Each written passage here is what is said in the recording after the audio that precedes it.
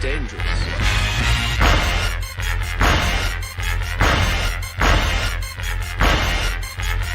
Bad feeling about this. You don't seem to understand something.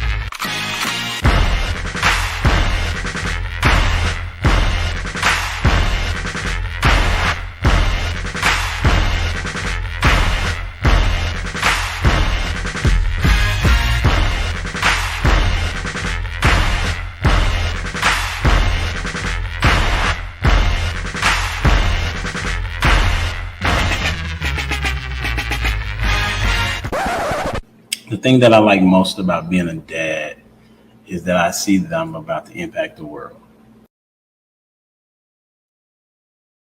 Yep. It's your boy Humble Dad back with another edition of Humble Dad Podcast. Got a great show for you this evening. Why? Because I said so, right? And we're going to be talking about how should women handle truth. The reason why I came up with this idea or this podcast today was something that was said last week. And it was talking about how men do not tell women the truth for a particular reason. And so I wanted to kind of dive deeper into that and to kind of see what would happen if they were to handle the truth, or how can they handle the truth. But before we get started, make sure you like, share, subscribe to the channel. The channel is growing all because of the people that we have coming on the show and the content that's being delivered. The greatest show on the web. Let's get it. Hey, this question that we have is, what do people remember most about you after meeting you for the first time? It could be either a man or a woman, boy or girl, however you want to put it. Okay. Hopefully they had time to think. If they haven't, it don't matter. Here we go. Welcome to the stage, Mr. Professor. Jason in the building. Thank you so much for having me back. Yeah, Have to- and that's funny you said professor. That was my nickname as a kid because I wouldn't shut up with these questions. And now I passed that nickname down to my son.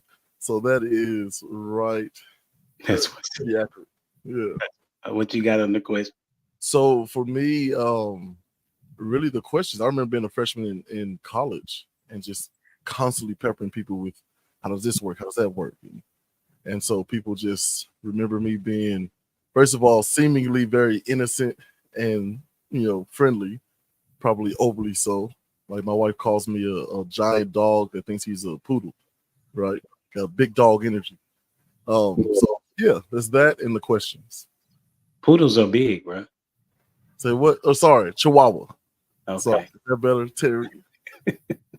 No worries. Start off on the good foot. See, I'm already learning stuff. Thanks. I was like, man, what poodle are you talking about? Thanks, Humble Dad. Listen, we all about solutions, man. Hey, welcome to the stage. We appreciate you for being here. Absolutely. Thank you. All right. Hey, and next up on the stage is the one that always is coming with her glasses. I don't know if she's gonna have the bling today. Maybe not. It's me, Jamie, in the building. What's up? No bling today. No bling. Keeping it real simple.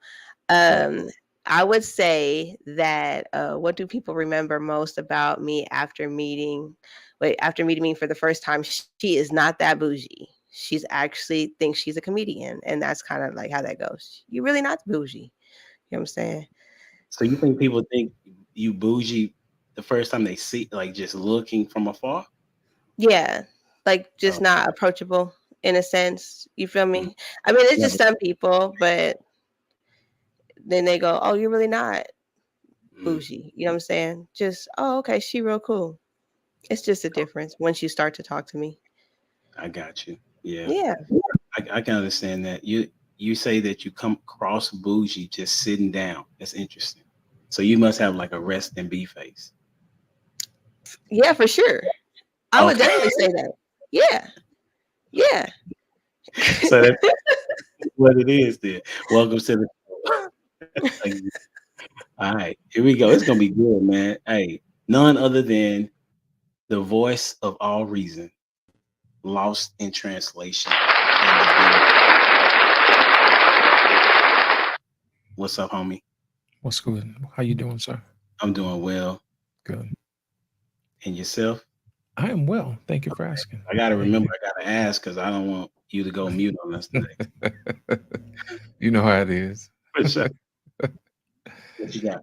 Listen, generally when people meet me for the first time is that they cannot believe that I'm a mountain of a man. You know what I'm saying? It's like people talk their talk online, and then when they meet me in person, they're like, oh my God. I'm like, yes, you really do need to check your tone now. I'm in person. And I'm gonna leave it at that. Well, I appreciate you for being here. For sure. Thank you, sir. Here we go. Hey, none other than the man himself, Prototype in the building. So, my What's God, good? you Living the dream. for sure. What you got? I think people take me as straightforward, aggressive to a man's man to a degree. It definitely depends on who, but I think the majority of people take me as straightforward, don't hold any punches. That's what's up. So, who we getting tonight? We getting the aggressive Prototype, laid back? Like, what we getting? It depends on what sparks the topic. You know what I mean? I'm interested to see how I'm even going to contribute to how a woman should handle truth, because how could I tell her? Hold that thought. That's what's up. Hey, welcome to the stage. None other than Miss Taken in the building. Red of all reds. How's it going? Good. The answer is that I'm a lot different than what they expected in terms of like just kind of laid back, cool to talk to. You think you're cool to talk to, Miss Taken? I think so. Or you think that's what other people be thinking? That's what other people think. That's what they've told me. Oh, okay. Because we met twice, didn't we? We met twice. One was at that ball thing that we had the first time. Yeah. What'd you say? The what? Was it the ball? It was when they had the event in Atlanta. Oh, you didn't go to Houston? No, I didn't go to Houston. Oh, it was the other ladies that was at Houston. Yeah. Okay. Mm-hmm. Yeah, we did meet at ATL. Yeah. Okay. Mm-hmm. Yeah, she's very polite, for sure. All right. Welcome to the stage. None other than, I don't even know what I want to say about this young man, but he's definitely a philosopher. Welcome to the stage, Mr. Robert in the building. Hey, y'all. What's up, man? Y'all all right? I ain't seen y'all in a few weeks. I would say, to answer the question real quick, man, I don't know what they remember so much, but I know what they always tell me. They always say, I wish they knew this side of you, because they get like this weird, I guess people get weird vibes from me. Like they're like, yo, he's real serious or whatever. But like when I'm just chilling around my tribe, my circle, they're like, yo, nobody really know this side of you. So yeah, that's pretty much what I get. That's what's up. I would say that people, after they meet me for the first time, is that I'm direct. Right? They quickly see that I'm giving you who I am at the beginning. You ain't gotta ask me about. You ain't gonna have to ask anybody, man, Humble Dad, like, is he really like that? No, the dude that you see on screen is the dude that you see in person. I'm very direct, kind of funny, and always inquisitive. So that's me. That's what I would say. Y'all ready? Let's get it. I wanted to start off with this particular video. Let me see if I can find it. I had just found it.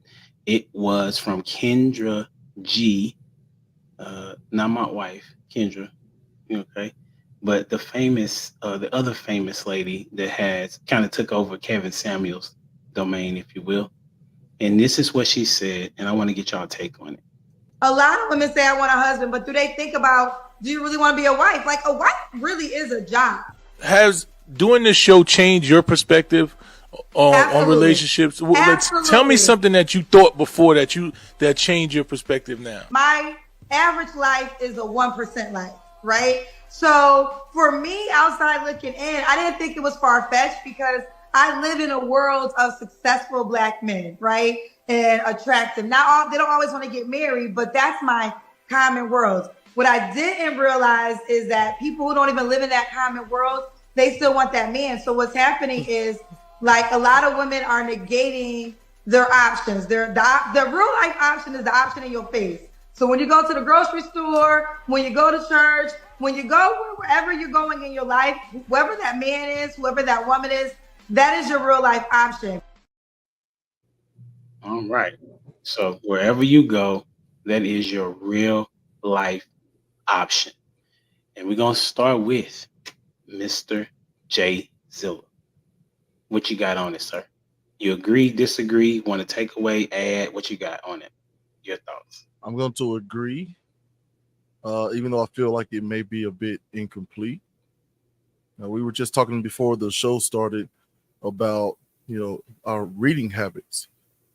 And so the idea that which you do most is who you are kind of falls into play with what she was saying here. So, yeah, I'm going to agree on that. I'm going to leave it with that.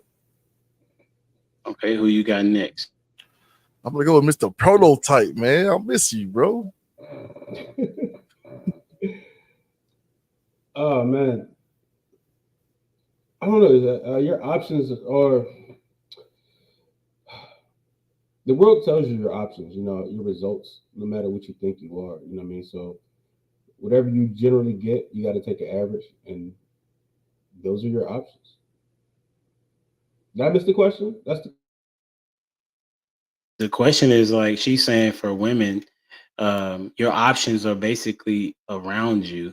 They're wanting these particular type of men that they hear about on these podcasts.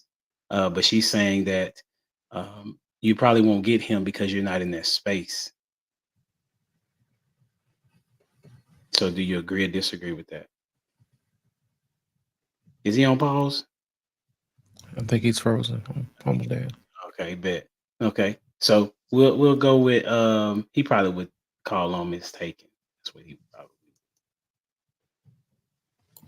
Yeah, I agree with her. I feel like your options are based on your access. So whoever you have access to in like proximity to where you are or where you hang out with, those are who I think your options. Now, I do think there's a difference between the type of options you have based on what it is you're looking for. Because sometimes you can have access to people. It doesn't mean that that's going to end up being your man, but that could be a jump off. You know what I'm saying? I've seen it a whole lot of times at like basketball games. A lot of women have access to the players, but doesn't necessarily turn into anything more than a jump off. So, yeah, I agree with her. It's who you have access to. It may be a jump off, not a wife. Mm-hmm. Okay, who you got going next? I have It's Me, Jamie. And I think I'm just going to keep it simple and say, yes, I agree with Mistaken, even down to the jump off part. So I don't have anything too much to add. I feel like it's going to go a little bit deeper with the next question, though. So we'll see. Because I do got something to add. Let me stop lying. I will say that with social media being a tool for dating now, people actually do have access to a variety of people that they wouldn't have had access to prior to. So a lot of times people don't go out and approach people like they used to in the grocery store or at the bookstore. They are more in somebody's DMs. So a lot of times you could be in somebody's DMs and you don't know what they make, and they might be a six-figure person. And so really people have access to what they want at this point in time. So that's my answer, to be honest. Now, realistically, if you want to be treated right, you probably need to stay within your vicinity. But if you want to jump out into the sea, you know what I'm saying? There you go. Interesting. Who you got going next? Lost in translation. Thank you, man. I'm glad you chose me. Listen, I remember when Kendra G had this conversation with Kevin, and she was going tooth and nail and refused to answer the question. You know what I mean? And to watch her develop and watch that knowledge finally wash over her, it's quite refreshing. But I hated that she got it too late. But at the same time, she had to go through enough people to realize that, you know what, I was wrong. And now I understand why Kevin said what he said. You know what I mean?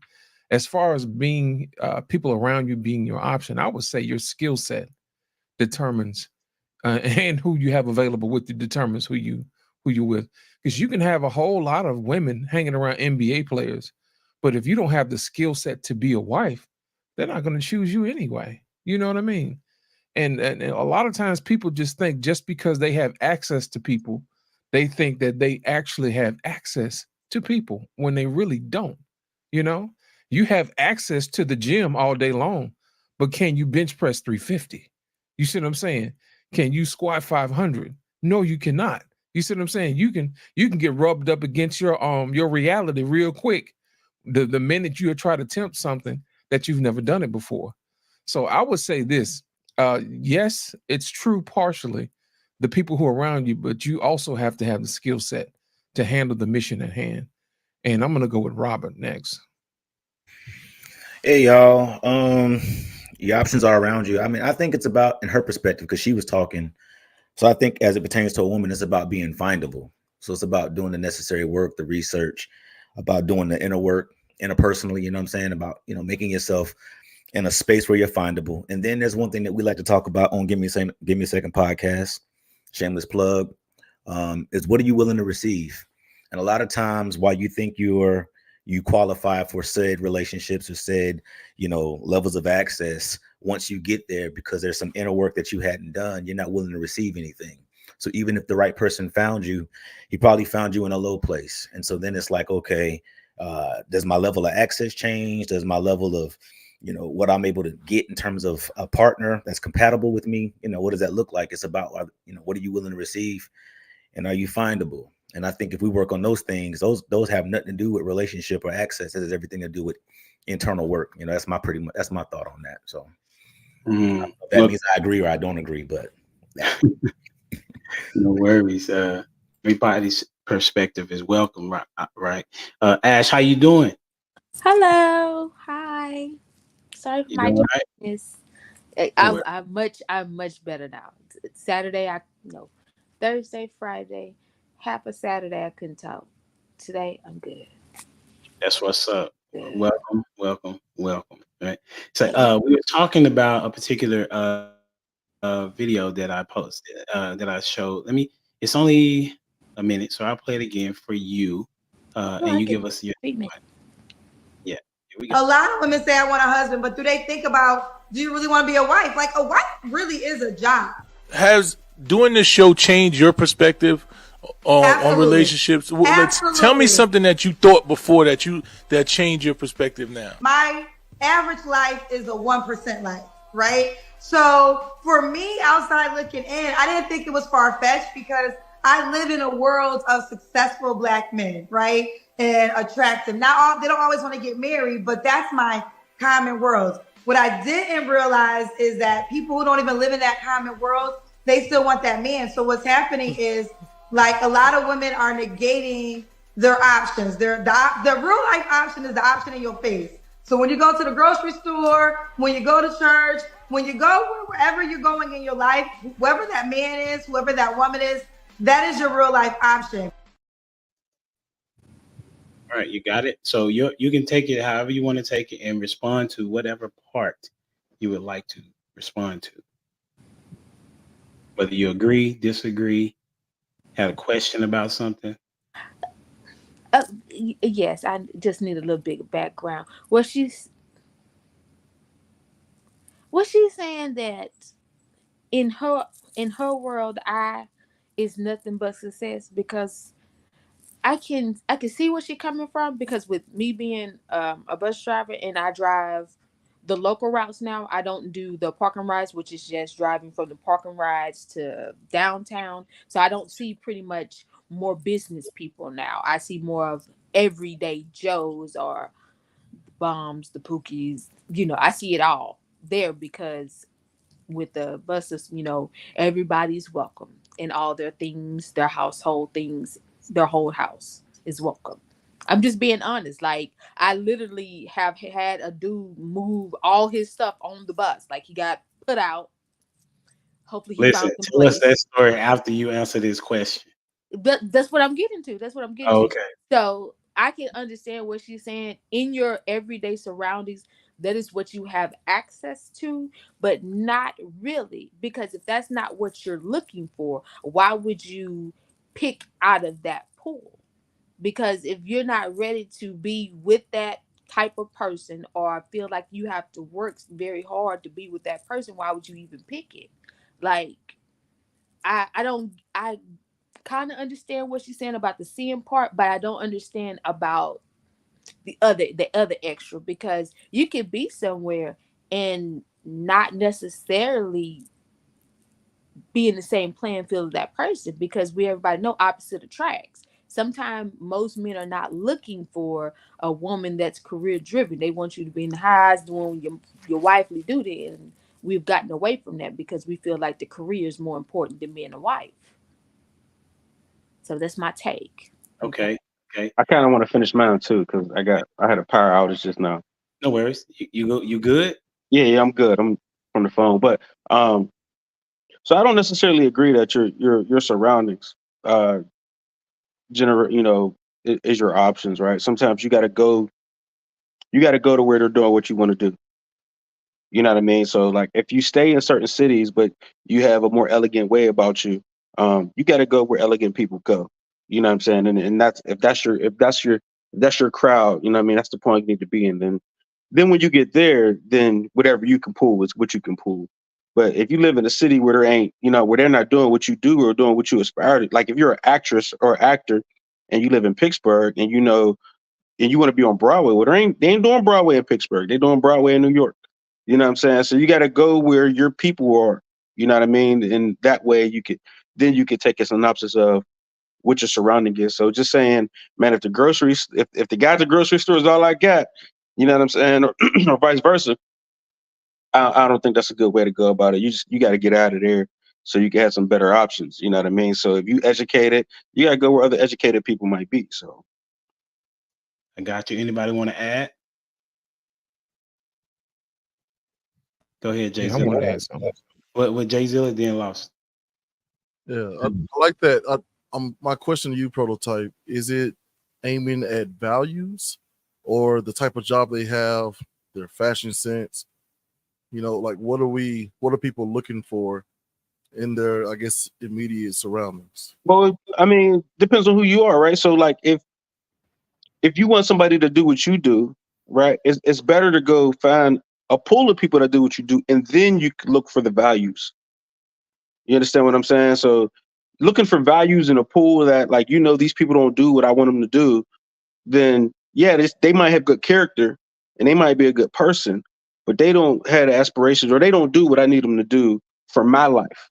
You understand what I'm saying? So if you like athletic people, well, you better be going to athletic events and getting in their arena, and then you can look for the character traits.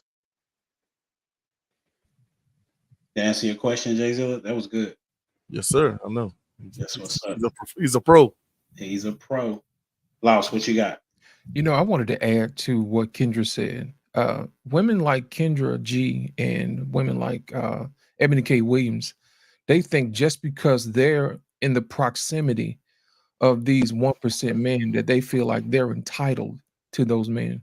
I would lean back on the fact that if you're not having a skill set to be what these men want, just because you're in the arena doesn't necessarily mean that these guys are going to choose you. They have a very specific what they're looking for, and they don't necessarily have to settle for the same people that's in the same level as them. They will go and get somebody who doesn't have a whole lot of money, somebody who's not a boss chick, and they would marry, you know what I'm saying? They would marry those particular women, but they would overlook someone like Ebony K. Williams and Kendra G for the simple fact is they're not skilled at being wives. You know, because if they were, they would be married by now. Ooh, that's tough. Hey, was you about to say something, Robert? Yeah, that was a thought that I had. Y'all just sprang my mind a little bit. And so she said something about like if you find them at the grocery store or whatever. And what she was really trying to do is like a passive dig at people that don't go outside of their circle. And so my heart just went out for the people that like live in a space of disappointment. I believe it's one thing when you have disappointment, but it's another thing when disappointment has you. And I think a lot of times disappointment comes in your life to kind of shape what your future life looks like based on your experiences. And so I believe that there's a particular part of us as people. She was talking about women, but just us as people where I talked about being findable, but we also disqualify ourselves. And so while that's a form of settling, that's also a possibility where you're not in alignment with where you're supposed to be by virtue of calling, by virtue of connections. And so now not only have you limited yourself relationally, but then you've also limited yourself in terms of your future, in terms of, you know, like I believe that people unlock keys that unlock strategies for your life. And I just want, based on what she said, I'm just thinking like, man, I don't want disappointment to put me in a space where I don't even think I'm good enough for anything that's greater or outside of my sphere of influence. You know what I mean? That's kind of, you know, y'all got my brain going now. I'm good, sir. I see. The part that I wanted to expound upon was when she said, being a wife is a job, right? And then she transitioned to going and saying where your circle is, or where you are is pretty much your circle to pull from. Well, I would have wished she would have expounded upon, but I think that's hard for her to do. But this is what I would say: marriage in itself is work, and it is a job. Being a wife is definitely a job, and so I'm curious to know, what do y'all think that women think marriage is? What do y'all think women think marriage is? I think I got this question. Let's see. As y'all think about it. Marriage ain't nothing but work. That's You about to play a video? No. I was trying to get to it. So I'm gonna ask it again. What do you think most women think marriage is? So somebody want to go first? I kind of want to shoot first at this. Can you hear me? Yeah. Well, I've been doing first. I've been doing good with first. No. Well, you're gonna have to wait till after prototype. Yes. Unless they want you to go first. So long story short, right? So I was just on a live with somebody, and she was talking about 50-50. My man shouldn't want. I don't want no 50-50 guy, right? So I'm like, are you looking for help or are you looking for love? Because if you're not willing to date somebody that's going 50-50 for you, with you, then you know what I'm saying. It sounds like you're looking for help. So I think that's what I think that's what most women think marriage is. It's help in life, like as far as paying bills, like a dude that can help them pay bills, or a dude that's going to dress them, you know, because they all like the guy that's going to like pick out their clothes. Like, I love me a man that can pick my clothes out and tell me what to wear or order my clothes. Like, you know what I'm saying? Like, and we be like men are like, yo, that's a kid. Like, we're looking for love. I think men are truly looking for love and another adult to help me life. But women are looking for, I don't know, a dad or something, or like I don't understand why they need so much moral guidance and leadership. And like, you know what I'm saying? It just doesn't add up, because, you know, this is supposed to be new age where women have their own minds and women have this and that, right? So if y'all have all these gifts and talents that can help us like guide through life, and we go and looking for that, and then all we find is a bunch of women that want to be our daughters, then it'd be like, so that women are, you know, seems like women are looking for a father. Women are looking for a father. Who you got going next? Let's go as mistake. I told you, what did I say? Do I be knowing? Bruh. Why did you say that? Did you call that? I called it when you had went offline. I said, hey, you froze up. I said, he probably gonna call a mistake. So, go ahead, going forward.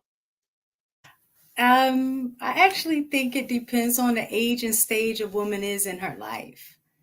I think the younger you are, I do agree with, especially at this day and age, that women are looking for or thinking that marriage is being rescued, right? Looking for a financial rescue, looking for a emotional rescue, all of, in that arena. But I think the older a woman gets and begin to have more life experiences, that those ideas begin to change. And then I think at that point, I think they are now more on a level of saying that they want a partner, somebody to share life with, somebody to do life with. But I think in general, most women are not prepared for marriage in terms of what they think marriage is going to be versus the reality of what marriage is. Kind of like you have an idea of what being a mother is because you've had a mother, but you don't really know what it's like to be a mother until you actually have a kid. So I think that's kind of how marriage is like as well. So what age do you see that shift change? 'Cause you say as the older as they get. So what's the transition age? I would say, okay, in this generation. Any generation. No, I'm saying in this generation. Are I you have talking to about say like this 2024? generation. What do you mean by this generation? I would say in like this Gen Z millennial age range. I would say probably around, I would say early to mid, like close to mid 30s. So you're talking like 35, 36 is the transition where they're I would saying, say about around 30, starting at like maybe 33. oh, okay, 33. Yeah. Okay, got you. That they're saying, okay, now I want to marry for a different reason than the one I Yeah. had before. Ooh, that is Mhm. a conversation to have. Who you got going next? I have Jay Zilla. Let's go. Thank you very much. Man, this is one of those depending questions for me too, because I do believe that your maturity isn't necessarily your age, is how much you accept your I guess training before you even start thinking about marriage in general. So for instance, most likely a two-parent home, you have that, you know, you have that example of a good father, a good mother, and their relationship in a marriage, and you start to want what you see. I mean, that's usually where we covet, right? We covet what we see. So if you're saying a dysfunctional single parent household, then maybe that's what you think, marriage is all about, right? Cussing each other out, calling each other out your names, yelling, all that stuff. But I think it just depends on the upbringing, all the way up to and throughout adolescence, before you start to get out into the world and see other examples, get exposed to different examples than you find in the home, and then you start to formulate your own opinion through your own experience. Interesting. So what would you say on average? Because if you was to say, because most people are not raised in a two-parent household. So what do you think is being shown on average for women to think what marriage is? Oh man, Real Housewives. Okay.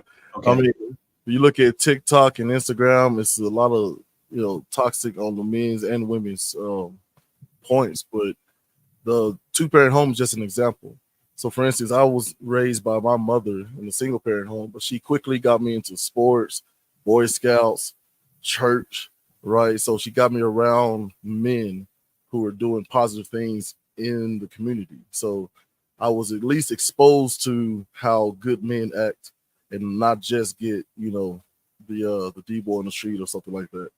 So I think it depends on what you're exposed to, and then you can use that with your own experience. Yeah, I'm not really answering the question, but okay. Hey, who you got going next, Jay Zilla? Look, I want to speak to you in the chat, but we'll go with it's me, Jamie. Let's go. All right, so I'm going to say something that probably nobody's going to like, but I have watched a few women's what do you call that, vows, while they were giving their vows or saying why they were excited to get married. And these were women, different age range.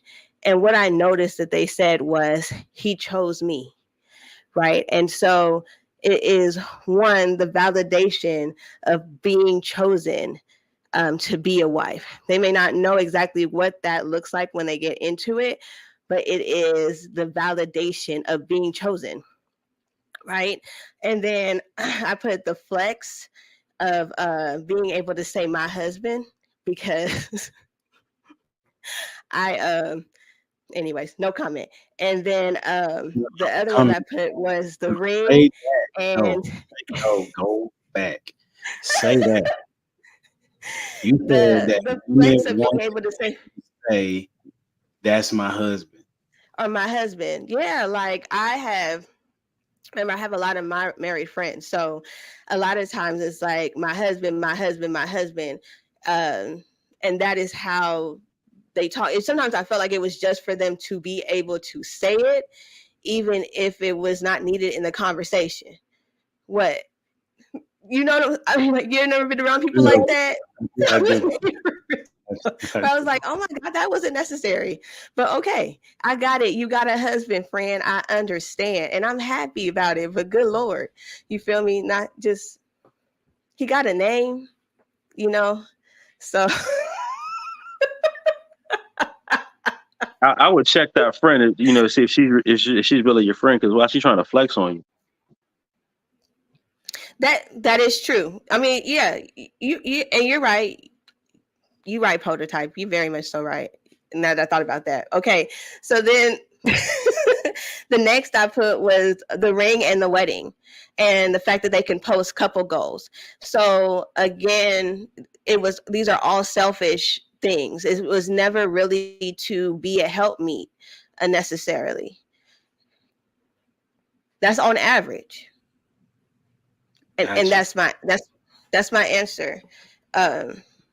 But I do think that's a great question that I'm going to add to my podcast, because I didn't even think to ask that question, to be honest. But listen, thank you. Man, most people don't ask questions like I ask questions. So yeah, that right there. I was like, wait a minute. I only I thought never about asked him that. What she said. And last week I said that women are not wives. I said that last week, right? So so that's why that's why the video sparked my interest, and then that's why I had the question. But I'll elaborate later if I need to.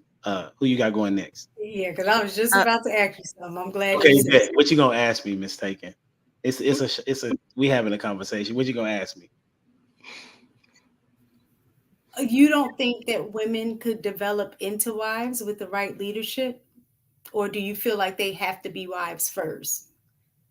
Well, if I was to do what I always try to do and go by the word of God, it says that he who finds a wife, meaning that when I'm looking for a wife, then she should already be there, right? So if I'm like, you go shopping and you want to get you a new hairdo, right?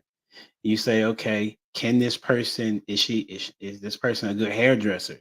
Or you're gonna be like, you know what? I don't know if she's a good hairdresser or not, but let me give her an opportunity to do my hair. No, you want her to already be certified as someone who could be your hairstylist. So the question is that they should already have aspects of what a wife is, because I'll look at it, I'll connect it to what you said, somebody said about being a mother, right? There are women out here having babies that shouldn't be having babies. right? But there are some women that are you can tell they're going to be good as mothers, even though they're not mothers yet, right? So as it relates to a woman needing to be a wife, she needs to have at least the characteristics of being a wife. What that looks like is different to every man, but for the majority of men, we want peace, right? We want somebody that punani, right? Often as possible, okay? And we want to be able to protect you, meaning that we want to be able to be the lead in the house and be able to kind of direct you, but also at the same time, good leadership accepts what it is that you have to say. Because if that man is not willing to hear what you have to say, then he don't really respect you in that manner, in my estimation, right? Because when men are choosing a wife, they see how she is going to be able to help him move his business, as Prototype would say. He's not looking for you to just be at home and just cook and clean. That's not all he's looking for. So can they be once they get married? That's all about if they wasn't in the beginning, then they can be, but it's a matter of mindset, right? Because once they get married and now is there, just like a mother who has never been a mother before, if she has the mindset to say, I'm going to be a good mother, then she's going to equip herself to do so.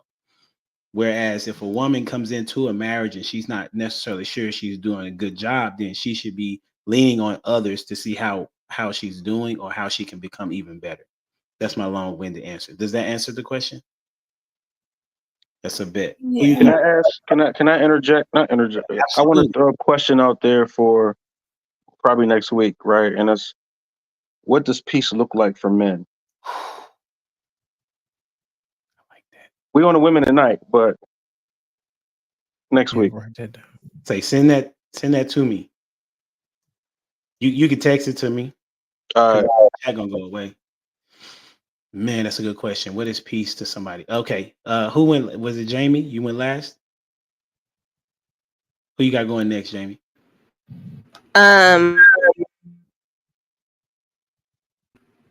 Did Ash go? No, not yet. Okay, Ash. Yeah, I done said everything. I'm done. I'm logging off. To me, what I see is what y'all already said. It's the party. Like Jamie said, my man, my husband. Because some people wear it out. Like you forget their husband name is Daryl. It's husband. Because I have an uncle. We don't know his wife. His wife real name. It's my wife. It's not wife. It's my wife. I love you, uncle. Don't come for me. It's my wife. Yeah, I'm gonna go in there and ask baby. I'm gonna go talk to baby. Like, we know who that woman is. We know her name. It's okay that we know she been there for I don't know how long. But anyway, that's not none of my business. I stay out of married people's business. But most people, I think now everything is diluted to we gotta show up the next couple type thing, if that makes sense. It's not we work on what we got going on in the house. It's we polish and bronze our image, so when we go outside, we shine brighter than the next couple. We're out here looking like a couple go when we're really in shambles inside the house. You know how some people, they only work on the front of the house, but the back of the house got a big old hole in it, the back roof falling in, but the front of the house look nice. It's all glitz and glam in the front, but it needs work in the back. And that's my take, and I'm gonna go to Lost in Translation. Thank you, ma'am. Humble Dad, the average woman is not prepared. And I'll give you an example. The reason why the average woman is not.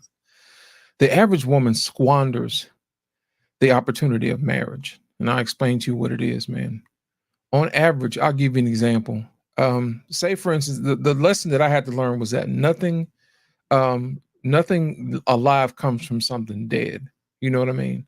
A marriage is pretty much like a garden. You start off with a certain amount of seeds. The normal woman would actually take their fruit, eat the fruit, and throw away the seeds. But a skilled woman will actually save those seeds, plant them, water them, grow and multiply whatever it is that you give them. They take care of it and they cherish it. Well, guess what? Your marriage is pretty much like a garden, but you can't let it die. That's the reason why most women don't know how to do that. They look at marriage as a rescue point, as somebody looking to save them, versus squandering the opportunity to have the cherished moment to garden and to flourish and to make their marriage grow. Imagine if you had good words, kind words to say to your husband every day. You water your husband every day when you do stuff like that. You refresh him, you replenish him, you give him the stuff that he needs, the fertilizer, the sunshine to grow, and vice versa. If the husband has something pleasant to say to his wife, or he's always doing something in kind for her, you're actually making sure that it does not grow. She does grow, because anytime you let something die, I don't care how much you water it, it ain't coming back. I had to learn that lesson the hard way. You know what I mean? I had a bunch of plants. I had what's known as a fiddle leaf fig, and I would never water that thing because people say you watering it too much. So one day I looked up and it was dried up. I don't care how much water I poured on that thing, it wasn't coming back. And that's the main reason why I say that most women, they squander the opportunity for marriage because they don't take the opportunity to look at marriage as a garden, something to work with, something to do, versus, hey, I'm just in it, just to be rescued. They don't use that as an opportunity to make their life flourish. It's the same way, Humble Dad, where you have two people and you have one person who's a stone and another person who's a stone. And in the hands of a master mason or a chiseler, you actually chip away those particular parts that you see. And then once you're done, you reveal to the person, said, this is how I see you. And then in that moment, they reveal to themselves that they're greater than what they thought they were. So my thing is this: you have to make sure that when you're in a marriage, you find somebody who gets into the marriage and look at it as a means to advance one another, a means to perfect one another, a means to reveal to that person who they are. Say, hey, this is how I see you. Look at you. You're wonderful. You see what I'm saying? And I think most times what people do is they get into relationships and they don't do the work. And it's like, you weren't who I thought you were. But if you had only picked up that chisel, if you only had picked up those skills, if you only had toiled in your own garden, you would have a better situation that you have right now. But to answer a question, the short answer is no. Most women, they don't take the opportunity to actually better their marriage. And I'm going to go with Robert. Hey, y'all. I just want to say really quickly, Jamie, you was all up in my notes. So yeah, flex and like validation, right? Because I was talking to one of my homeboys earlier this week, and he said, man, it's crazy how, the choices that we have in life, men choose who they marry and women choose who they have sex with, right? And so he was saying, so we talked about that. And so what the flex does to another level is it brings them validation. And oftentimes they use that to discredit other people in their circle. And so, and I don't know why I'm on this today, but like, it's just about like, we were talking about the people that you're around, man. Like, I don't know what the need is for validation or to put yourself over people or to make you feel like you're better than anybody in the room, man. It's about running your race. They also see it as safety. You know what I mean? They, I get it. We're by nature protecting, providing provision, an element of safety. My old lady tells me all the time when I'm home, like I travel a lot. And she tells me all the time, like, I sleep better when you at the house. You know what I mean? So whatever that looks like, they see it as safety. They also see it as relief. I ain't met one woman that said, I can't wait till I get a husband so I got to take the trash out. You know what I'm saying? When I get a husband, he gonna make sure my brakes is good or my oil is changed and stuff like that. So they while it may be seen as, them taking a step back, they look at it as relief. And I also believe they believe marriage is what they see on IG. And the truth of the matter is, while we have more good days than bad days, the bad days do exist.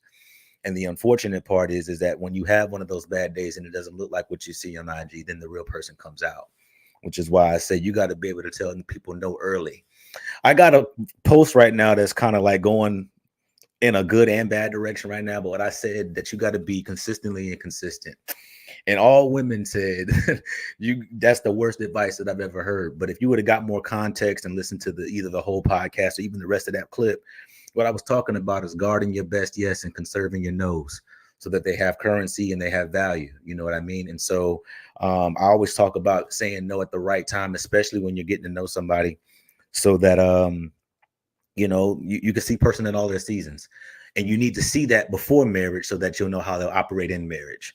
And so that this question right here, it says, what do women think, or hold on, what do most women think marriage is? I believe we as men, we can shape what their definition of marriage looks like before we even enter it. Okay.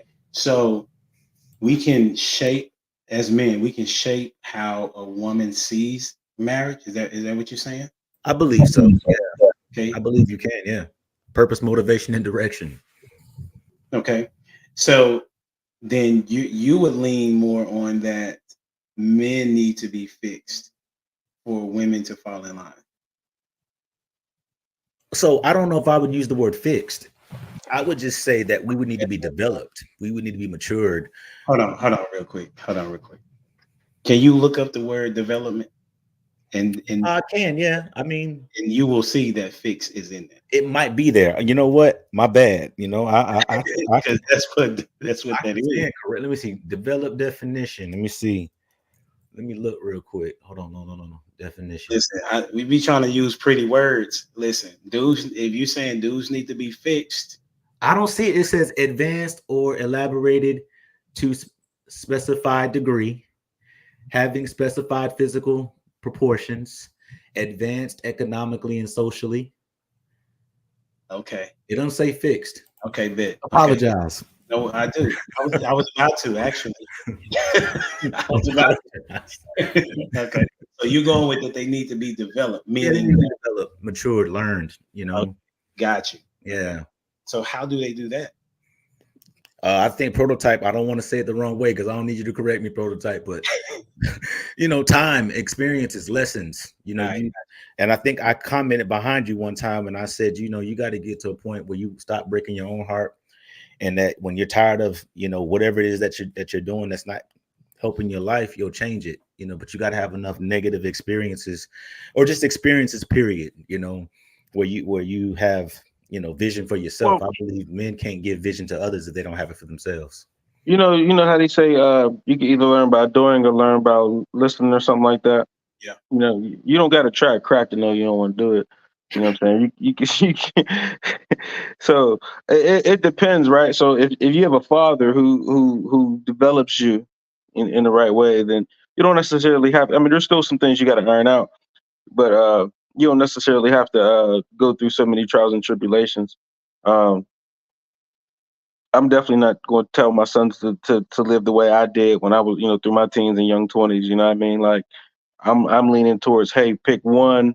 You don't need all that experience with all these different girls or whatever. Look, man, find one that you really care about and go through that. And if it don't work out, fine. You made yourself a better person long run. You know what I'm saying? So don't never be afraid to love. You know what I'm saying? If it don't work out, that person do you wrong, you're still a better person after it. You know what I'm saying? Regardless of how they treated you or whatever. So just learn from whatever. Go in full throttle. Just don't crash out. But I've seen that post you said about whatever you got going, and that's a very man thing to understand, because we understand that you got to kind of play the game, because women just don't they don't do well with straightforward. You got to like do the three she-shell things with them, like for some strange reason. We hate it, but we learn that's how we get our best results. So it is what it is. I mean, I want to go on to the next question though. But that's a bet. We're gonna go to it because it aligns. So the next question is, why is accepting truth important? Why is accepting truth? We talking about the women? Yeah. Mm-hmm. They don't accept the truth though, but okay. Listen. That is a lie. I have accepted the truth, and that's why I'm sitting down and trying to act like a lady right now. Listen, you're trying to act like a lady? Like you should just be like, what are you talking about? It is not truth. That's what I'm talking about. Right? So this is the reason why I'm saying this is because let me give an example, if I will. I'm gonna try to get to it very quickly. I was having a conversation with a young lady at work, and I was telling her about the bill that was passed when the lady wanted to end the life of her or terminate her pregnancy, and the child was born, and there was a bill that was passed. I think it was called Born Alive, right? So Born Alive bill. Anybody know about it? Okay, one person. Okay, there's a bill called Born Alive bill that it was supposed to protect the child once they were here on Earth and they were still alive. Okay, and that bill was passed. Most Democrats, if not all of them, voted against it. Okay, one of those persons being Kamala Harris, right? And I know that because I went to go research and read the bill. Okay, not because of not anything that anybody said. I literally went to go read it and find out for myself what was going on. Her and I think Corey, some Booker, whatever his name is, the other black dude that was running as well. And so I showed this to the lady, right? And I said Kamala Harris was against protecting the child once it's born. She said, nah, maybe there's some other stuff that's in the bill, because maybe that's what she was voting on, because she said it was an extreme bill, was her words. Okay. And I said, no, I went to go show her the bill. There's nothing else in the bill other than protecting the child that is born. And not only that, if the doctor was to not perform what is needed to keep the baby alive, then that baby that doctor would be prosecuted. However, the mother would still be off the hook. Okay. Now, I said that to her. She was like, nah, it gotta be something else. Here is the point of what I'm making. If she would have accepted that was the truth that was going on, that meant that there was going to have to be some soul searching done on her behalf, because she has put in her mind that a particular group of people cannot be wrong. Right? And for us to be that way, that's dangerous. Like when I showed a case in point, I handled the truth when Robert told me, no, you was wrong. And I said, yeah, you're right. Right? There's no need for me to defend my wrong answer. Right? I didn't mean it like that, man. No, I'm sorry. I don't take offense at all like that. You know what I'm saying? I'm okay with learning. Right? So that is the premise of where I'm asking that question. Hopefully that gives some context to what I'm saying. So the question is, why is accepting truth important? Why is accepting truth important? And we're going to start with Miss Taken.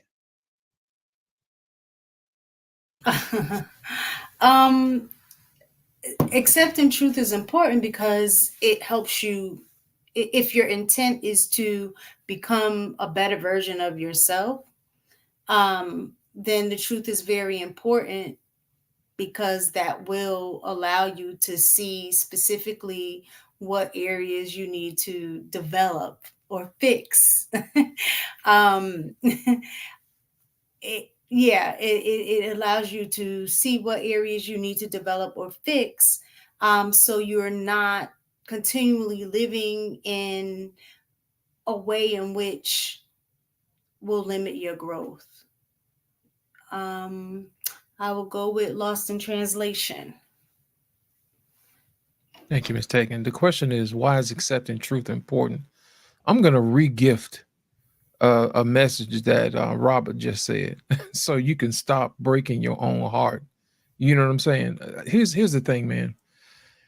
It's hard to see your own flaws when you're in love with your own imperfection. You know what I'm saying? Just to give it to you, man. I know that's a little baby bar, but let me give it to you, man. Let me re-gift it, okay? And how I saw it.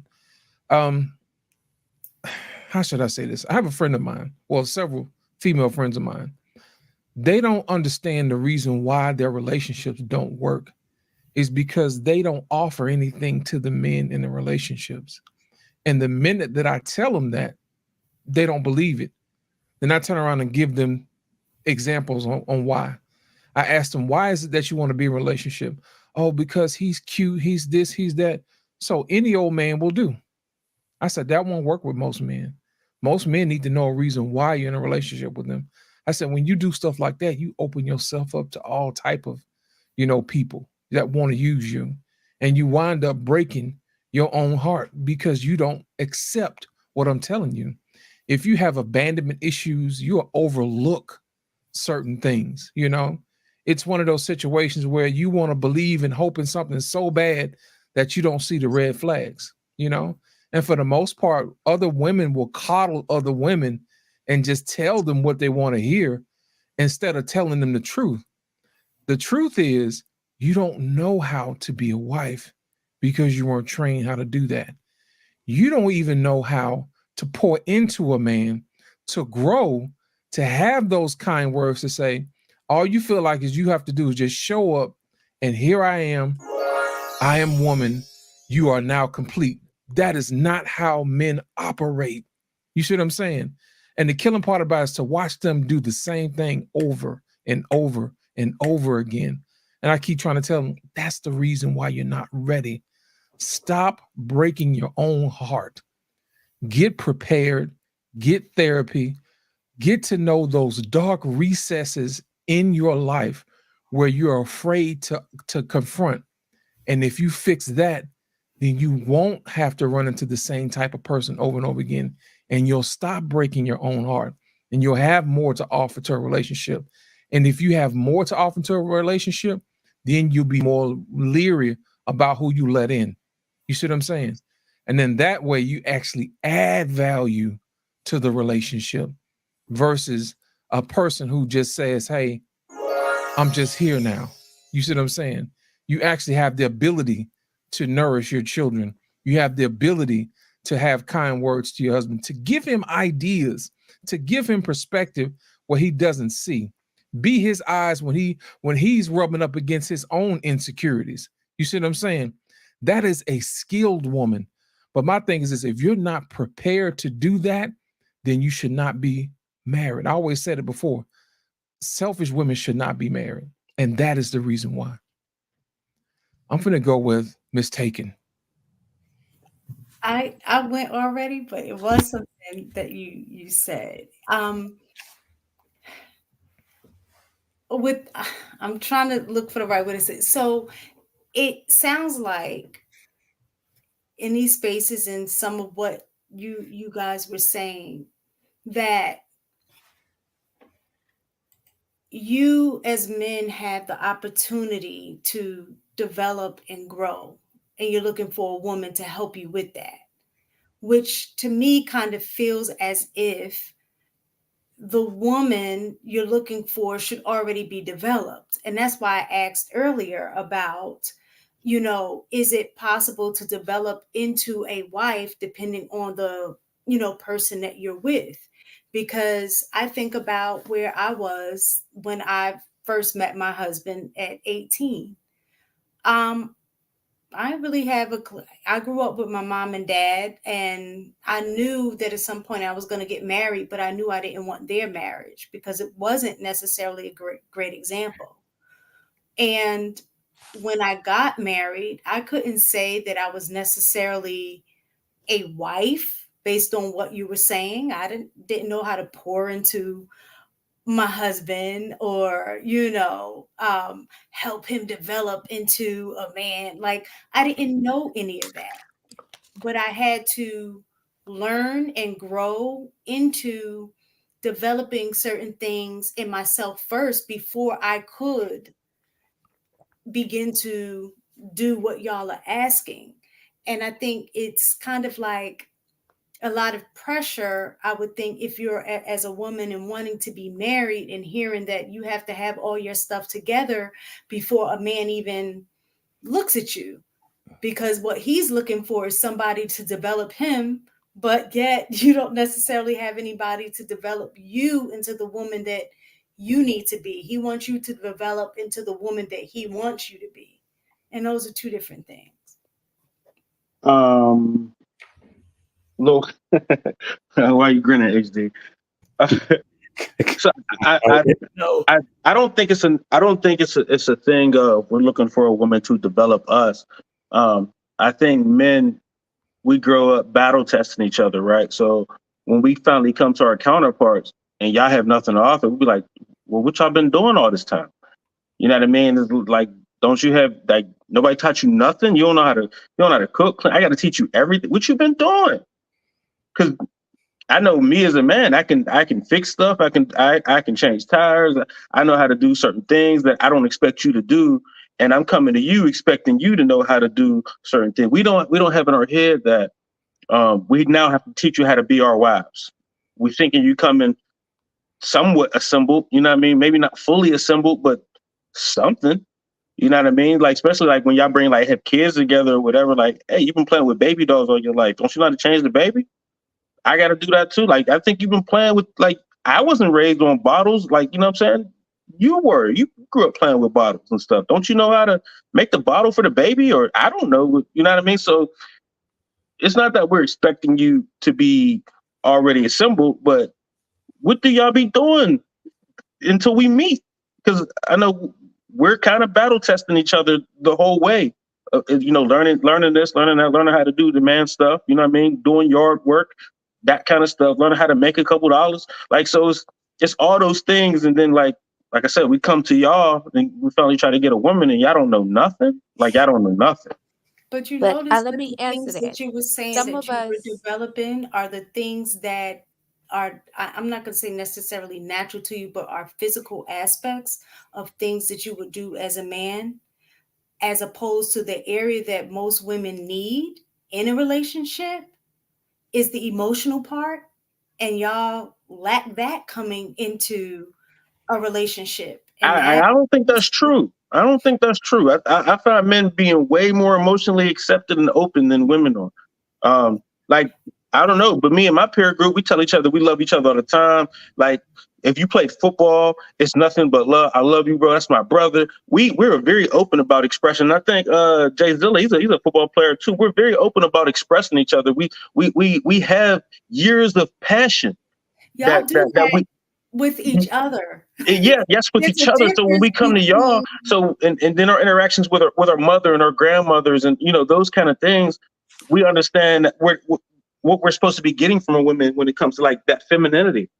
And like I said, when we come across and we're expecting y'all to have that femininity, that soft, nurturing, hey, I gotta tell you to rub my head. Why I gotta teach you that? You should just know how to just rub my head.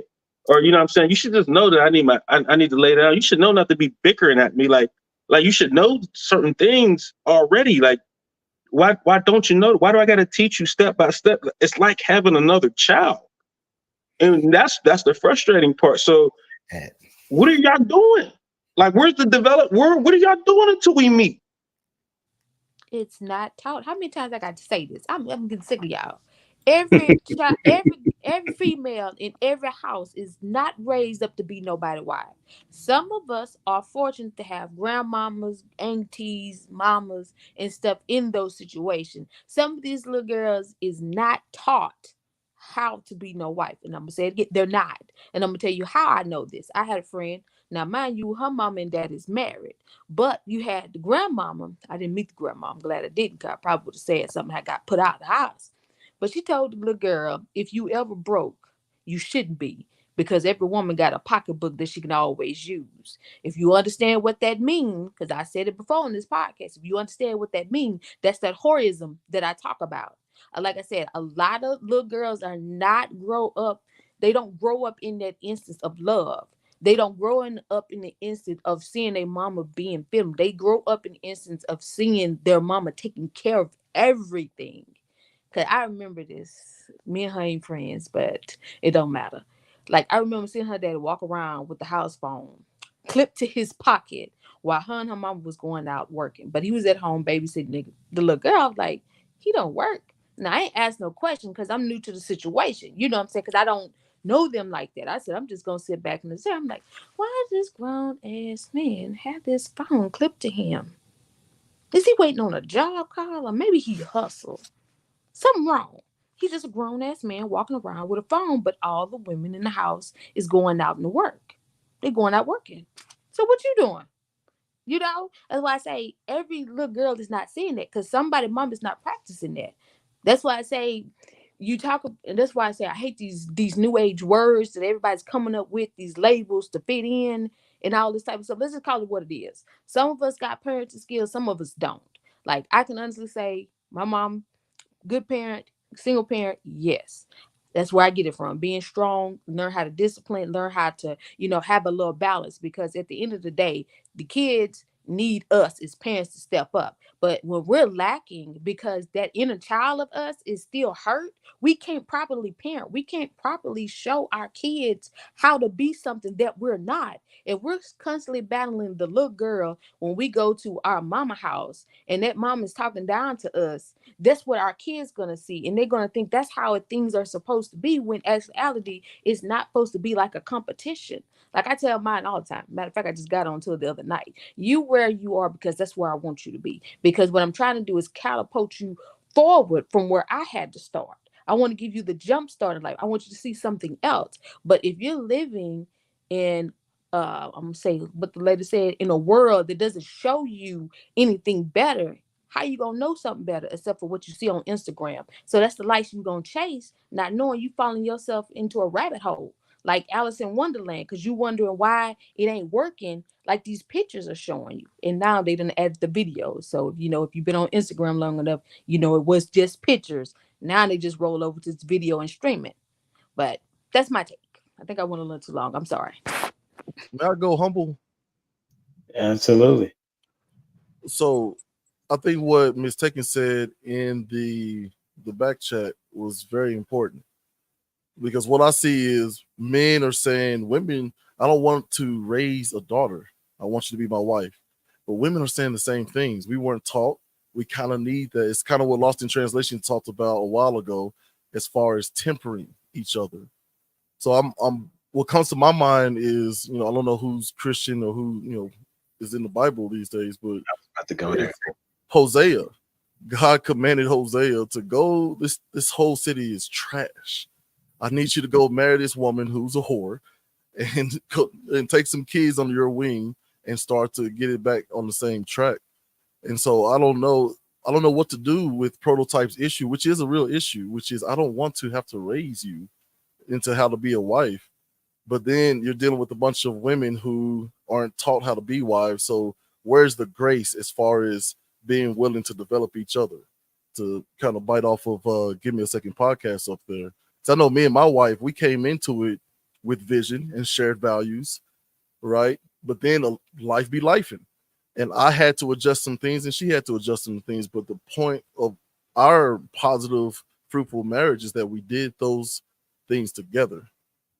So I'm trying to figure out, like, where's the grace at with that?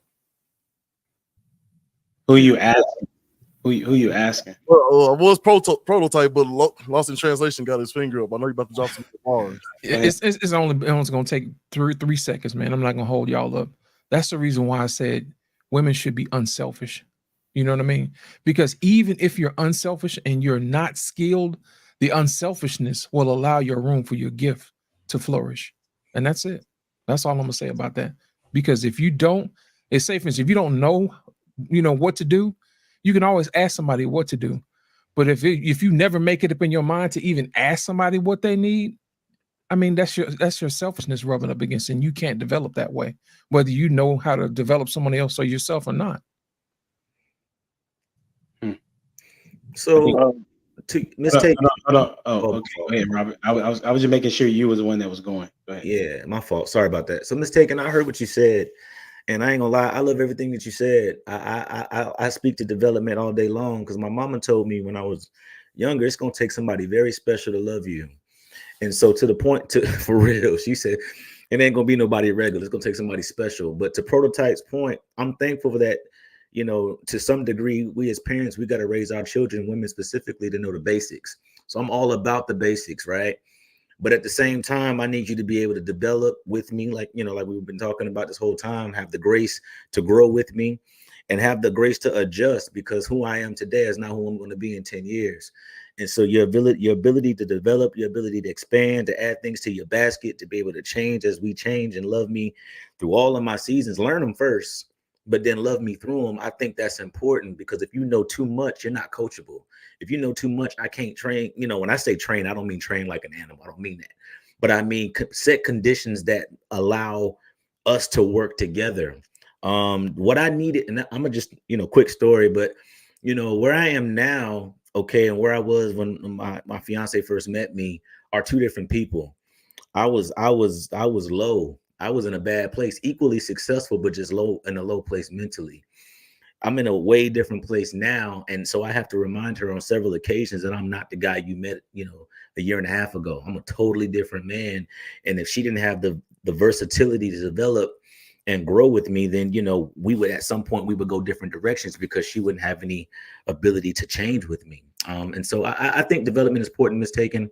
And I'm willing to work with somebody that's coachable any day of the week, as long as you're good at the basics, as long as you can shoot, pass, and dribble. I can teach you how to run the offense. You know what I'm saying? And since as it relates to the question, it says, why is accepting truth important? I mean, you got to understand to what degree of truth, right? Because everybody's metric and degree of truth is different. And so that has to be a foundation laid first. Like, what is truth? But whatever truth you decide to accept, I believe it's important, because it won't let delay take as long. And the only thing I can do at some point, I always go back to the Bible, like you did, Jay Zilla. But I'm tempted to talk about the people that took 40 years to be delivered from themselves. You know what I mean? The Israelites out of Egypt and stuff like that. It took 40 years for a reason, because they had to get some things off of them, had to get some things through them, and they had to get some things to them. And that stuff takes time, but it don't have to take as long as that. So accepting truth allows you to omit delay a little bit, allows you to shorten that up a little bit. It allows the trials, like you said, prototype. I ain't got to learn as many lessons if I just accept the truth. I don't have to touch stoves to know that it's hot. Somebody can just tell me. I can see by example. And so accepting truth early, allows me to, I say it like this: the earlier I accept the truth, the faster I get to live in what I'm supposed to do or what I'm called to do, versus what's holding me back. I want to have more good days than bad days. And I think the truth does that for us. So, absolutely.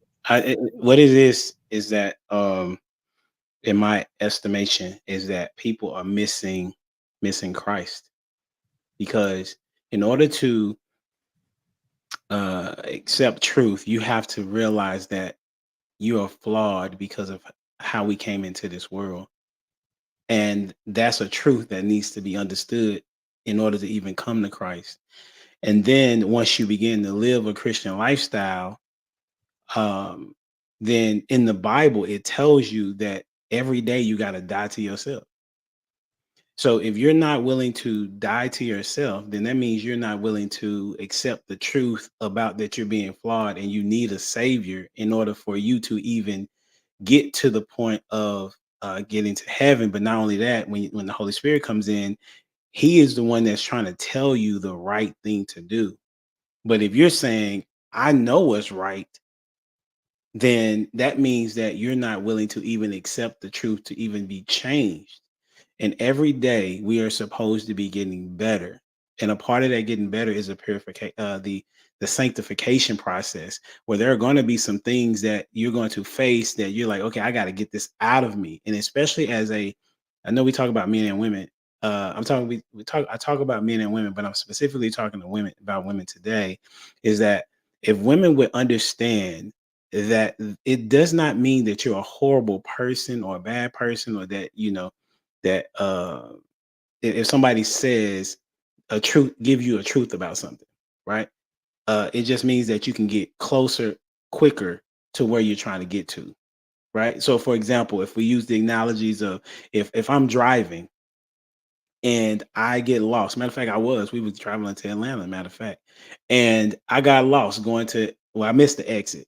But if I was to say, you know what, I didn't miss no exit, I'm just going to figure it out and go from here, then I would have been more lost and more out of the way than I was supposed to if I would have just, and what I did was I went ahead and said, okay, I realized that I missed my exit. Let me get to the next exit as quick as possible so I can turn around and go in the right direction, right? Y'all heard that word. Hopefully you heard I know exactly which exit you talking about too. You took B instead of A, didn't you? Listen, in the junction. I know exactly where it's at. I just really don't want to talk about it because I got made. I'd have missed that exit so many times. Humble Dad, it'll get you every time, man. But as soon as you realize that you are in error, people that play sports know this for sure, right? You want to make your mistake early and quick because your recovery is going to be that much better if you go ahead and admit that you made a mistake as opposed to not admitting it, right? So with that being said, did everybody go on this question? I feel like I missed somebody. Jamie, did I miss you? Yeah, but y'all took all my good answers. See, I wrote them down over here in this thing, and everybody took all my good answers, like bad answers. every last one of them. So then my smart answer would be, because people say that they want honesty in a relationship and they want the truth. And so it would make sense to accept the truth, or why accepting the truth is important is because you asked for it. And it's just literally that.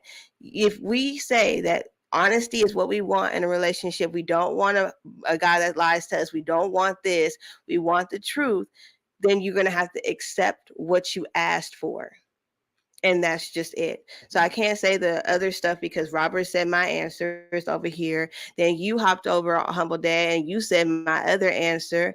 And so, now I had to sound like this. And I feel some type of way because I was like prepared. Prepared.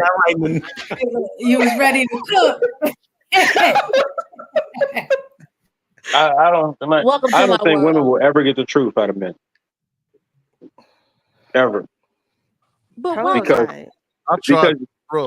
I say that because when we tell you the truth and we don't get good results, and we see dudes that lie to y'all get better results, we're going to lie too. The rest of us is going to start lying because that's what we see works. So, if you let a dude lie to you and then he gets what he wants, and we're like, dang, all I had to do was lie. I'm lying next time. I'm lying from here on out. So y'all never gonna get the truth until y'all reward the truth and stop rewarding lies. You sound like I thought y'all got discernment. I thought y'all got women's intuition. Y'all can't tell when somebody lying to y'all. That's wow. That's you sound like going on. Hold on, he sounds like we could tell. watching McGuire and Sosa, right? Oh, they using steroids, so I'm about to get on it. Like, man, listen, me and Humble talked on our show, Urban Academia. Shameless plug. We talked about this on my show not too long ago about that very thing, Prototype. The idea that I was reading my Bible, I went celibate because the word was whooping me, and I told my girlfriend at the time, and she thought I was cheating, right? And so she ended up breaking up with me in a text message. But what I didn't realize is that my wife was preparing going celibate in her word. My now wife, right? We had known each other, but he was preparing her for me, and then I got to a point where I wanted to start preparing myself for a wife, not a girlfriend, but a wife. And so telling the truth, sometimes it leads to things like being broken up with in the text message, but it did ultimately lead me to something great, right? So this is like these things that we keep telling each other. I think this is stuff that men need to check other men about, just like the comment that men gonna cheat, women should just deal with it. Like, matter of fact, Humble, please. There ain't nobody on this show, though. First off, yes, Prototype, you better tell him. Prototype, you better tell him. And I want you, Humble, to talk to Prototype. I better tell him what? That very sentiment. You said on this show before and said that very thing. Women should I never said that. You know what? I'll get back to you tomorrow. I'm going to find that clip. I said that? I don't think I said that. I'll find the clip, but we do have men that say that. All right. I'm gonna I think Jay Zilla put me in a box, and he lumped me in a box with all these other guys, and you ain't got to the root of me. But it's cool though. I'm gonna let that slide. I'm gonna fall back until I get those receipts. But I'm saying this idea is prevalent in today's times. On my podcast, they say black men don't cheat. Yeah, black men, but black boys do. But here's what I'm saying: how can we tell the difference? And I think we have that wisdom through the Bible, fruits of the Spirit. That goes for women too. Are y'all showing the fruits of the Spirit? Then I can't frap with you. That's what I did with my then girlfriend. I don't want to have sex anymore. The Bible is whooping me. We both just go celibate and make this thing official, but the right way. She broke up with me in the text message, led me to my wife. You know what I mean? So this listen, as I interject into your point, that goes to Prototype's point that she can't handle the truth. And that's fine, but that's that woman and that type of man. Because what Prototype is talking about is the type of man that says that, man, I see these other dudes get the so-called box, which is a horrible way to talk about one of the greatest gifts God put on this planet. But whatever, we'll go with it, right? The It's idea often of mismanaged. You know, when you talk Jay Zilla, I always be like single mom, raised by single mom, raised by single mom to validate their fine, point. get your turn. Hold on. So what I'm saying is, you got men out there that are saying they're cheating and lying and getting women to have sex.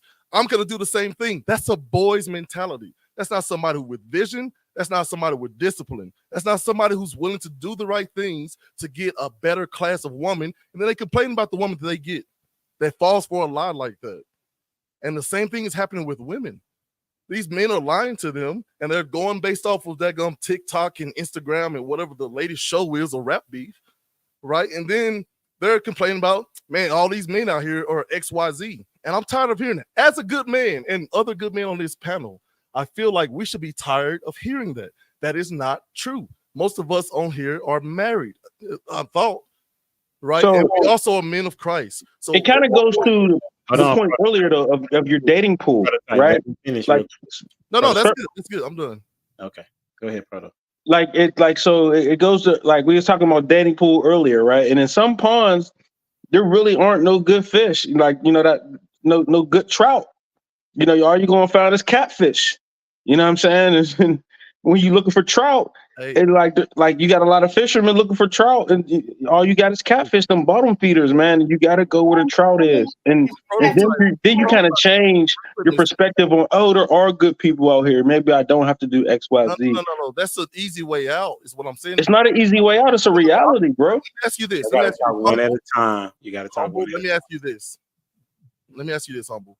Yeah. Right. Bible says you got two options: praise me single and celibate, or praise me in a marriage and sexually active.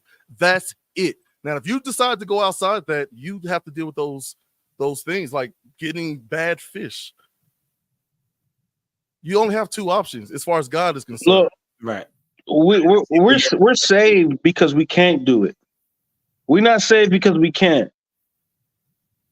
So you shouldn't be trying to, right? No, I'm not. It's not about trying to, but it's better to marry than to burn, right? So we're not saved. If we was perfect and can just go through the laws gracefully, then fine. There would be no reason for Christ. But evidently, there's a reason for Christ. So do with that as you will. Yeah, but see, this is the thing though too that I've heard in these spaces that men say. One of the things that y'all say big time on is that the problem with women is that we don't have like discipline, right? But part of being a man is having discipline, right? So y'all will talk about having physical discipline, like being able to work out, being able to have mental discipline so you can, you know, have your vision, work towards your goals, all the discipline in all of these areas, spiritual discipline or whatever. But as soon as we get to sexual discipline, everything else goes out the window. And it's like, no, you know, that's different, but it's not.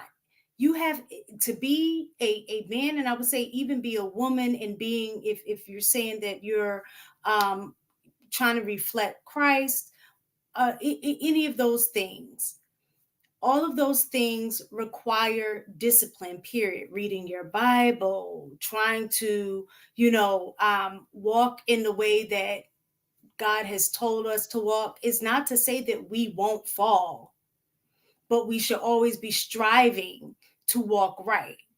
So if the excuse is always going to be, well, you know, if we wasn't going to get it right, you know, then why try it all? Like, that is a cop-out. That's just saying that my flesh, I have a desire for the physical aspect of having sex. And this is just one area that I'm not willing to put in the work to discipline myself. Like we are talking about being truthful. We have to be honest about that. That's one of the hardest areas, especially if you've already, you know, done it. That's one of the hardest areas to discipline yourself, as well as food. Like those are the two areas that are very difficult for most people, because both of those things are kind of a need, a biological need. You need food, and you have your biology working against you. We want to have sex and you can't. So, I mean, if we're talking about honesty, we have to be truthful with ourselves about the fact that it's hard to discipline ourselves in those areas. Let's not make excuses and just say, I'm not willing to work on that area right now. That's good. This is what I hear, right?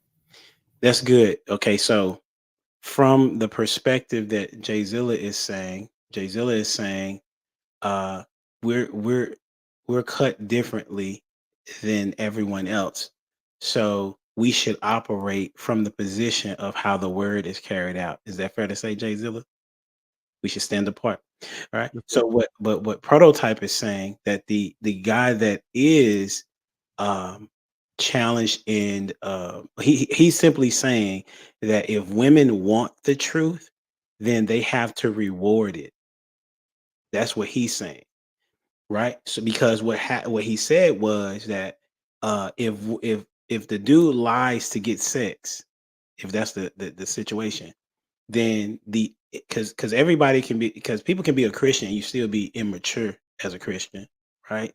And you still are going to do things that you shouldn't do. So for example, if he's a young pup in the word, he still may think that going to having sex is okay. Like I know people still that feel that way, right? They haven't been convicted of that just yet.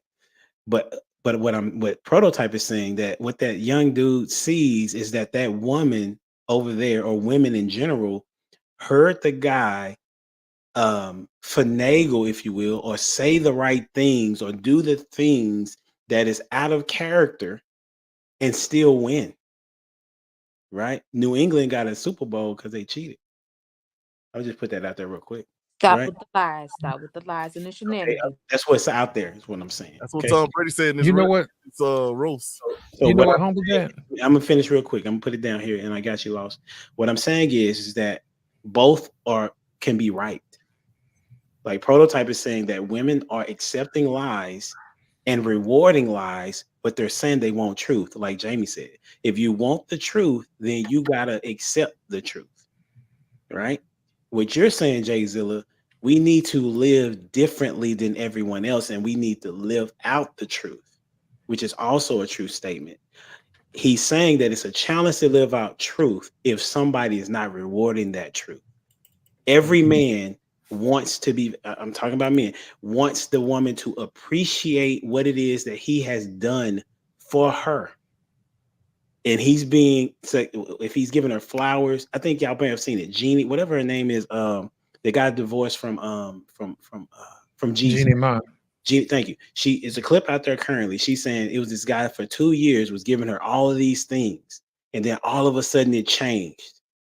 Well, the comments would suggest that he did something wrong. I would suggest that she didn't reciprocate, right? Because no man is going to continue to give to you and just automatically stop if you had been doing the exact same or something similar to that, right? So what I'm saying is that both can exist, and what needs to happen is women need to handle the truth in a mature way. Because I know we got to go. Lost, go ahead and say what you're going to say.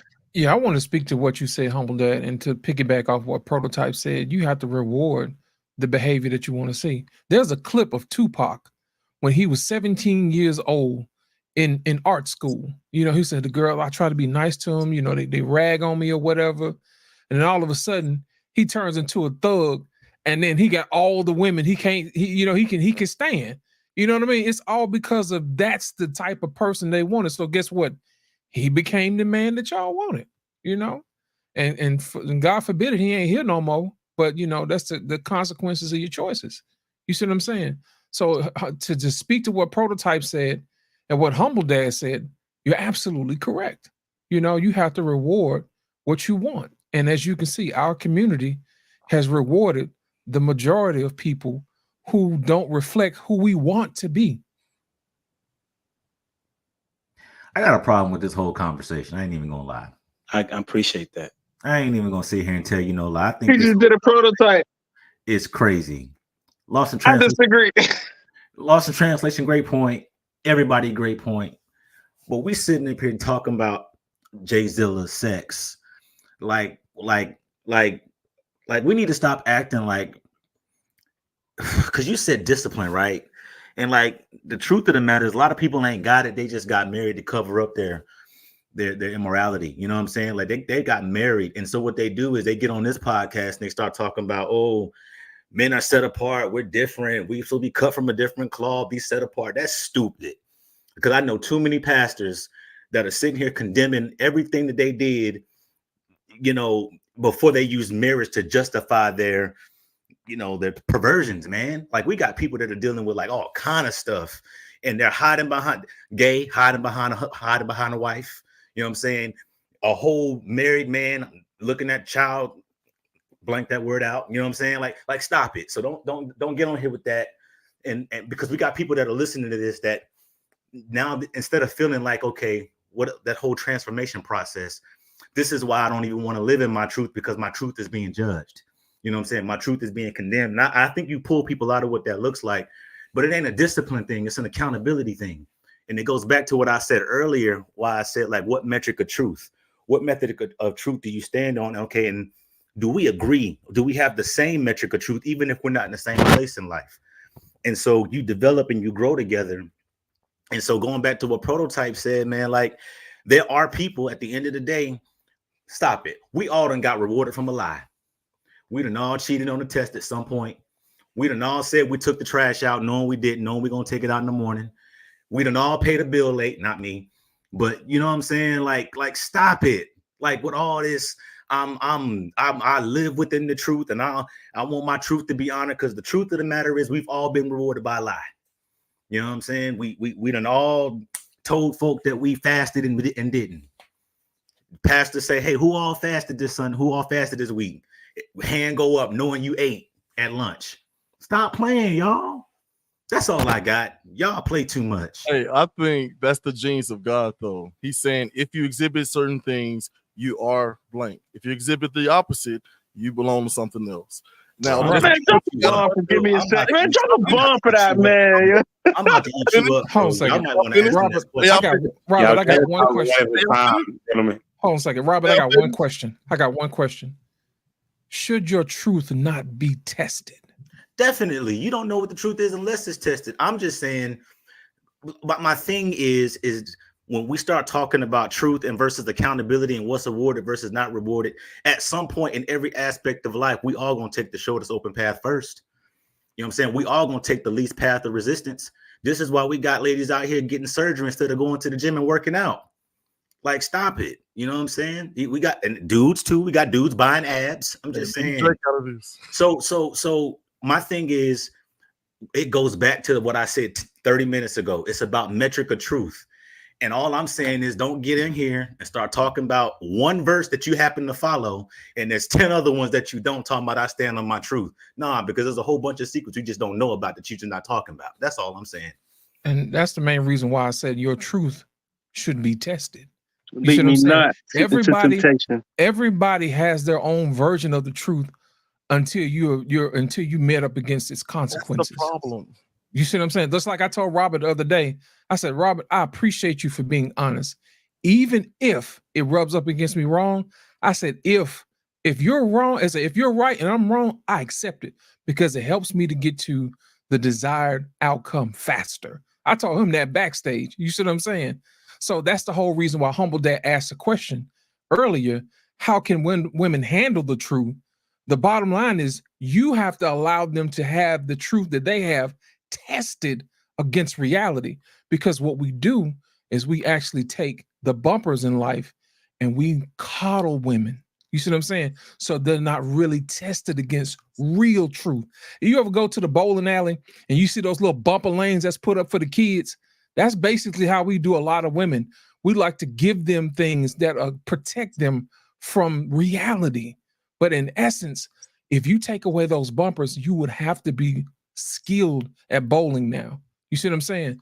So my thing is sometimes, yes, you should have the bumpers up, but over time, as you get good, the bumpers have to come down, especially if you're going to be a wife and especially if you're going to be a mother, because the information that you have to impart wisdom upon them is going to be based upon what you have learned, not what somebody has carried you through. I just hear what I said. One actually took the words. Hold on, mistake, because Jamie had been wanting to go, and then I'm so sorry, Jamie. I'm sorry.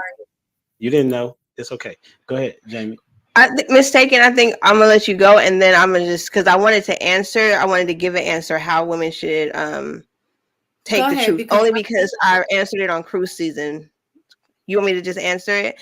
Okay, so the guy on cruise season had a clip, and he said that what transpires is, and I think Prototype said this last week, that when men tell the truth to women, they don't like the reaction. And I stated in the comments that you guys are going to have to be able to handle the reaction and give us the room to process what you just told us, depending on what this truth is. But also, we're going to go what Robert said is now when you give us this truth, what is the accountability going to look like? How are we going to make sure that this of what you did or whatever has transpired, whatever this looks like, it doesn't matter what this is. Either if it's my truth that has affected you or may have offended you, what is my accountability going to be to you? How are we going to change this behavior so that this does not affect this relationship or the ultimate goal in the relationship? And so it's really just allowing people the room and the space to process.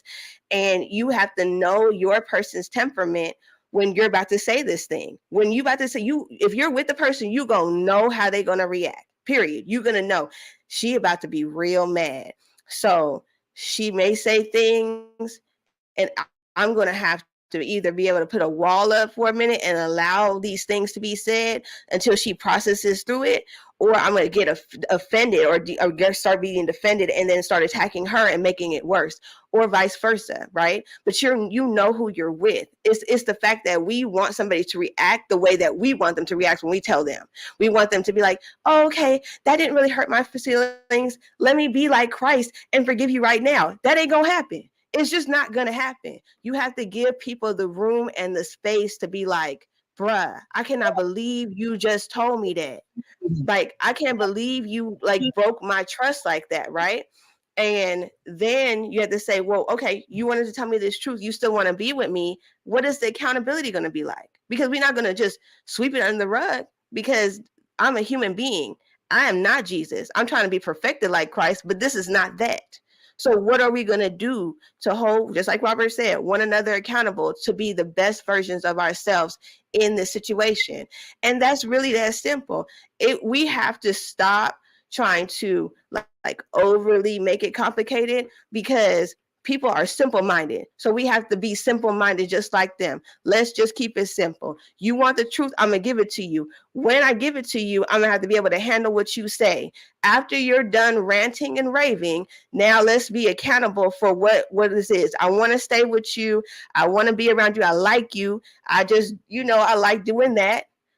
And if you don't like that and I really want to be with you, then let's see how I could hold myself accountable so that it doesn't happen no more.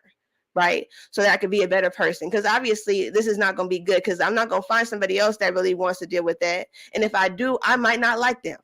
I might not really like them. I might like the thing that is afflicting me, but I might not really like them.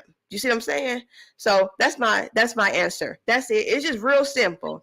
That's it. And if we train our kids early on to accept truth, you feel me? Then when they get older and they come up in these relationships, they won't run into the things that we have. It's really just letting our kids know, no, you are being bad right now, bruh, and you're about to get this whooping today because you're bad. Okay. And when I say when we get to the house, I'm a spank you, we gotta keep the truth, right?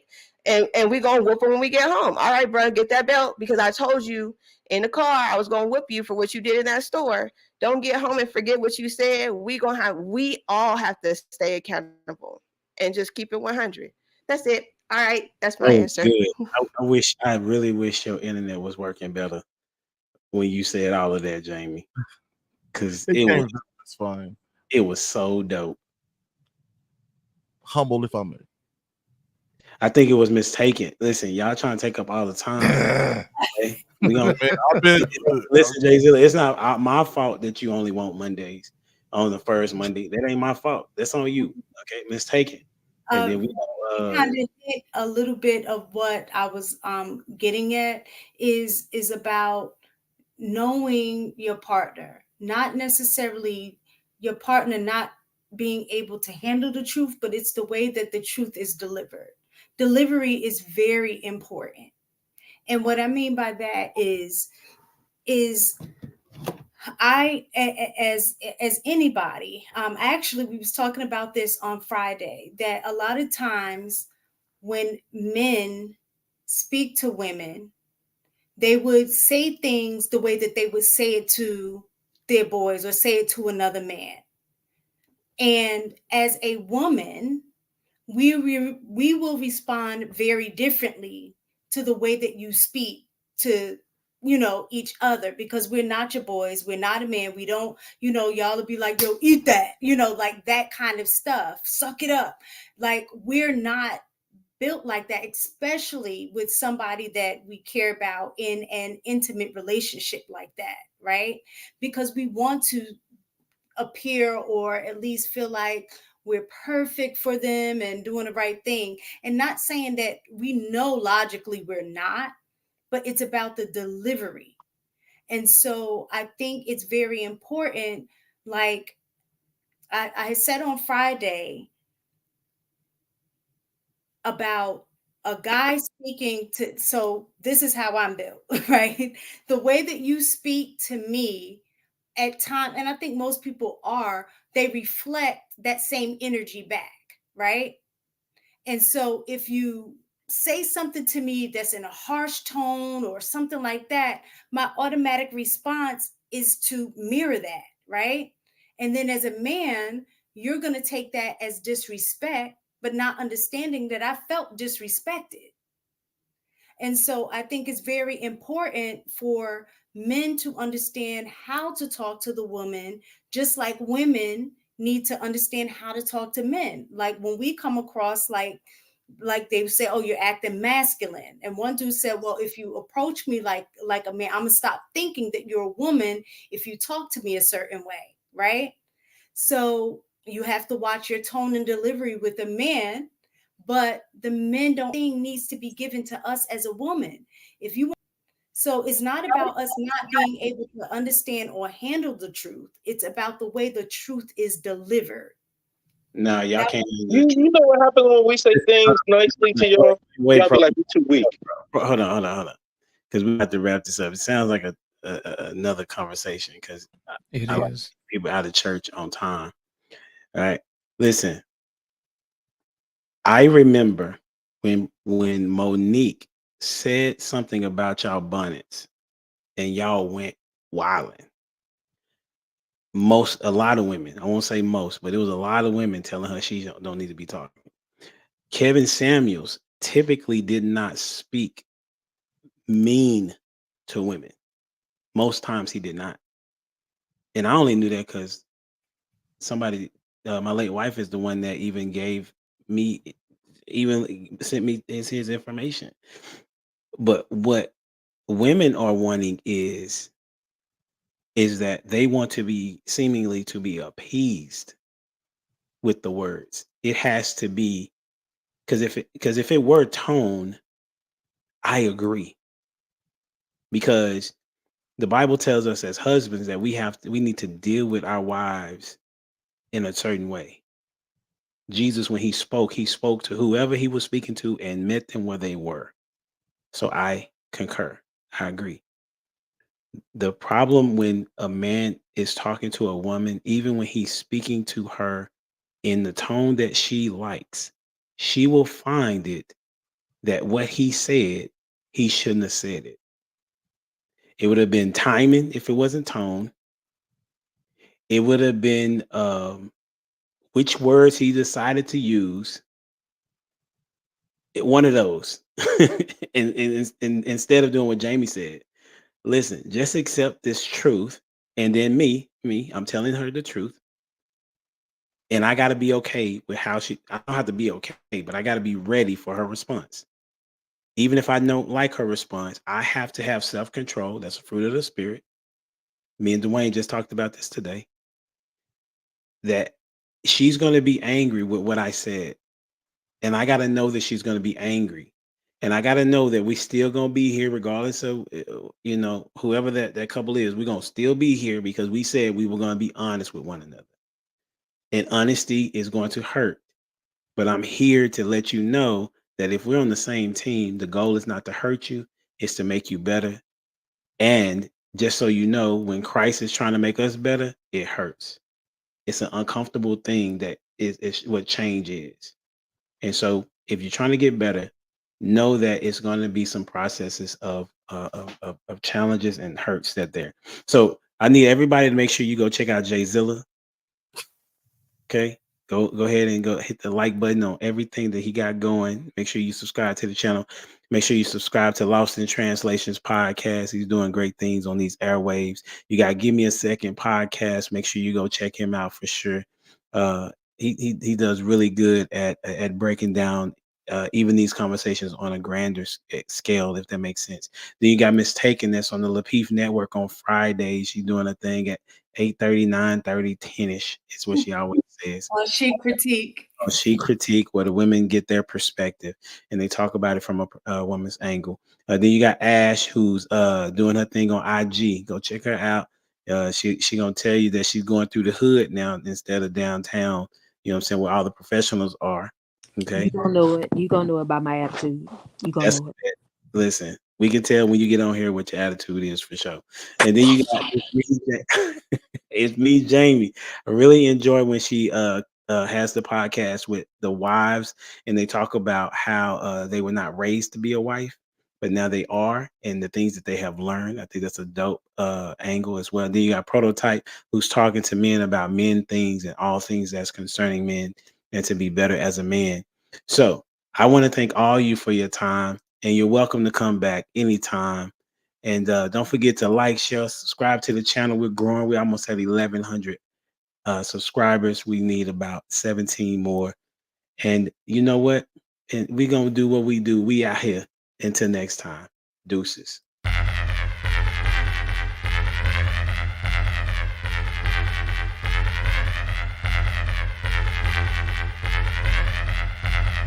boy is dangerous.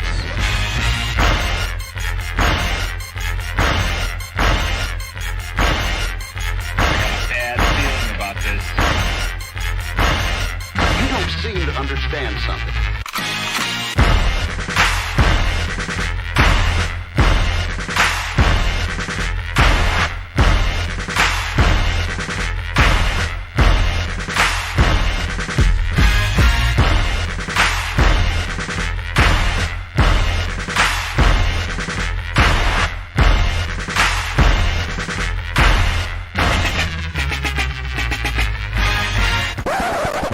The thing that I like most about being a dad is that I see that I'm about to impact the world.